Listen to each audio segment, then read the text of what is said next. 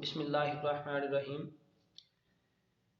पिछले लेक्चर्स में हमने डायमेंशनल एनालिसिस की इम्पोर्टेंस के बारे में बात की थी कि हम इसकी मदद से एक इक्वेशन की दुरुस्तगी को चेक कर सकते हैं और हम इस मेथड की मदद से एक पॉसिबल फार्मूला भी डिराइव कर सकते हैं। लेकिन इसकी लिमिटेशंस हैं कुछ। एक ये है कि हम डायमेंशनल एनालिसिस की मदद से हर तरह का फार्मूला डिराइव नहीं कर सकते। हम सिर्फ वो फार्मूला डिराइव कर सकते हैं जिनमें जो फैक्टर्स इन्वॉल्व हैं वो प्रोडक्ट टाइप हैं। मिसाल के तौर पे हमने टाइम पीरियड के लिए फार्मूला डिराइव किया था। इसकी मदद से हमने लिखा था, जब फार्मूला डिराइव किया कि time period is equal to constant और यहाँ पे है लेंथ और जी, प्रोडक्ट हो रही हो या क्वांटिटीज डिवाइड हो रही हो। इस तरह के फार्मूलाज को हम डिराइव कर सकते हैं डायमेंशनल एनालिसिस की मदद से। ये एक सिंपल पेंडुलम का टाइम पीरियड था। ये हमने पिछले लेक्चर में फार्मूला डिराइव किया। लेकिन हम सम टाइप फार्मूलाज या जिनमें सब्ट्रैक्शन आ रही है उस तरह के फार्मूलाज को डिराइव नहीं कर सकते। मिसाल के तौर पे अगर हम डिस्टेंस के लिए फार्मूला लिखते हैं तो एक हमारे पास फार्मूला है x is equal to V T. हम ये फार्मूला इस तरह लिखते हैं, हमने जो ये फार्मूला लिखा इसकी दुरुस्तगी या करेक्टनेस चेक करनी हो तो हम क्या करते हैं, हम दोनों तरफ डायमेंशन देखते हैं। तो हम एक ये फार्मूला लिखते हैं। सेकंड, हम ऐसे भी लिखते हैं इक्वेशन ऑफ मोशन को, s इज इक्वल टू, इसको x ही लिख लेते हैं, x is equal to V I T plus half A T square. हम इस फार्मूला से भी डिस्टेंस मालूम कर सकते हैं और इस फार्मूला से भी डिस्टेंस मालूम कर सकते हैं। ये भी डायमेंशनली कंसिस्टेंट है, ये भी डायमेंशनली कंसिस्टेंट है।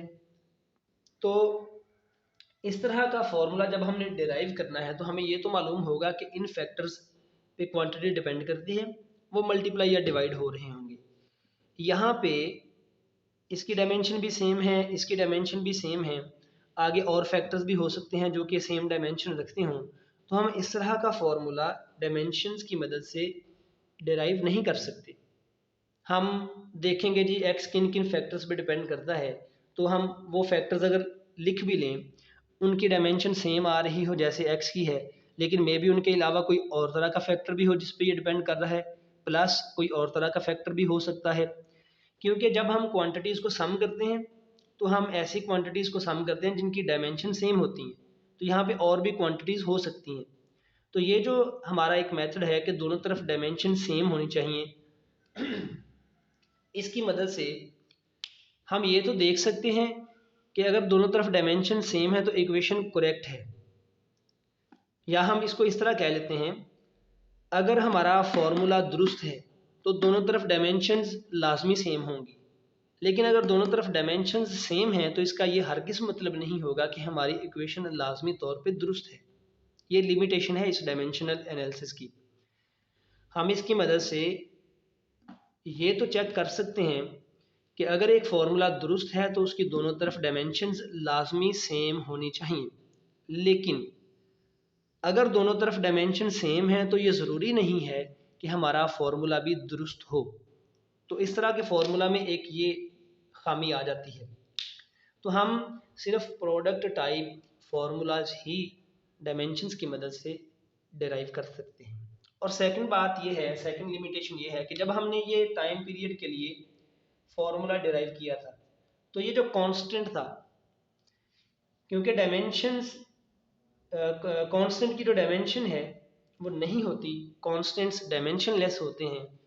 तो हमने ये फैक्टर्स तो मालूम कर लिए थे कि इनकी क्या पावर्स हैं, लेकिन हम कांस्टेंट के बारे में कुछ भी नहीं जान सकते डायमेंशंस की मदद से। यहाँ पे जो कांस्टेंट है उसकी क्या वैल्यू आ रही है, डायमेंशनल एनालिसिस हमें नहीं बता सकता।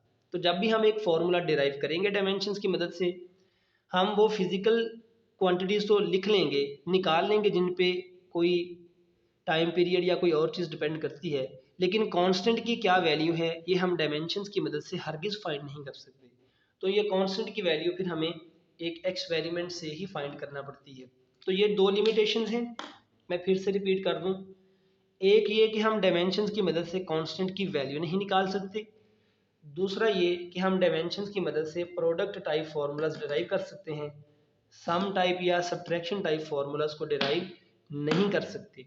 उसकी रीज़न ये है कि अगर एक इक्वेशन या फार्मूला दुरुस्त है तो लाजमी है कि उसकी दोनों तरफ डायमेंशन सेम होंगी, लेकिन दोनों तरफ डायमेंशन सेम होने का हरगिज़ ये मतलब नहीं हो सकता कि वो फार्मूला भी दुरुस्त है।